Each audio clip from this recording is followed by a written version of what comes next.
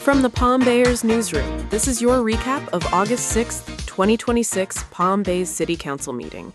I am Rosie. And I am Buzz. Council tackled a multi-million-dollar real estate showdown, sent a charter amendment to the November ballot, strengthened floodplain protections, and routed developer cash straight into public safety. The biggest fight of the night was added right at the start of the agenda. City Manager Matthew Morton presented an appraisal for the former Majors Golf Course, also known as Eden at Bayside Lakes.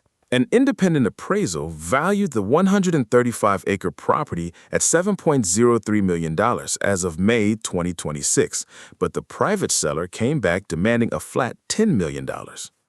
That was not all. The seller included a clause in paragraph 4 of their offer allowing them to seek zoning changes and walk away from the deal if denied. City Attorney Patricia Smith shut that down immediately, warning council that contract zoning is illegal under Florida law. Resident public comments backed the city's stand. Residents urged council not to overpay, pointing out the property was purchased for just $2.1 million back in 2021 and has sat overgrown ever since. On a motion by Deputy Mayor Mike Jaffe, council voted 5-0 to reject the $10 million demand.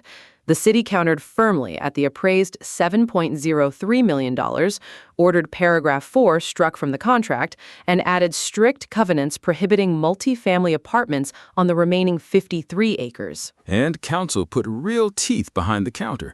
The motion explicitly authorized City Attorney Smith to initiate formal eminent domain condemnation proceedings if the seller refuses the $7.03 million offer. Turning to government structure, Council unanimously passed Ordinance 2026-20 on final reading. This places exactly one referendum question on the November 3, 2026 general election ballot.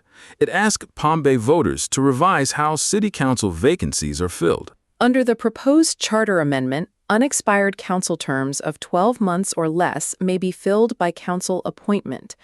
Any vacancy with more than 12 months remaining on the unexpired term will legally require a special election. The vote was 5-0, finalizing the ballot language for Brevard County election officials. On environmental policy, Growth Management Director Althea Jefferson presented Ordinance 2026-22 on first reading. This ordinance updates Chapter 179 of the Land Development Code, covering floodplain management and groundwater well-field protection. The updates follow mandatory audits by FEMA and the Florida Division of Emergency Management. Maintaining strict compliance keeps Palm Bay eligible for federal flood insurance programs and preserves lower insurance premiums for homeowners. Council approved the first reading unanimously, 5-0.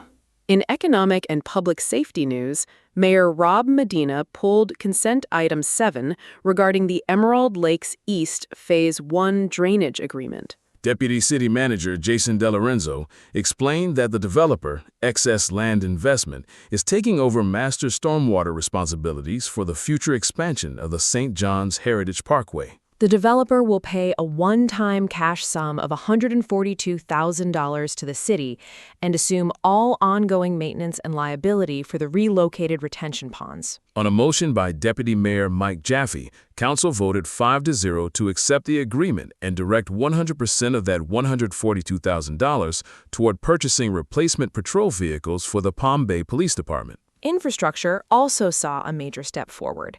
Council unanimously approved a $430,330 engineering design amendment for the St. John's Heritage Parkway widening project. The updated plans will bring the parkway widening to shovel-ready construction status by summer 2027, positioning the city to capture state and federal infrastructure grants. Public services drew significant discussion during administrative reports. City Manager Morton briefed council on the financial state of the Palm Bay Aquatic Center, which is running an operating deficit of $729,000. Rather than recommending immediate closure, Morton sent an official partnership outreach letter to local institutions, including Brevard County and Brevard Public Schools, seeking collaborative funding models to keep the pool operational.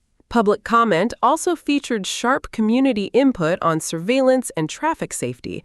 Resident Sheena Wallace challenged the city's expanding network of flock safety license plate reader cameras, arguing they compromise privacy without warrant oversight. Meanwhile, student commenter Evangeline Van Hook brought attention to pedestrian hazards, calling on council to install an active crosswalk signal at the busy intersection of Malabar Road and St. John's Heritage Parkway. That covers the key decisions from the August 6th council meeting. You can read our full report, access official city documents, and view detailed vote breakdowns online. Head to news.thepalmbayer.com for complete coverage. Thank you for watching. From the Palm Bayers team, have a great week.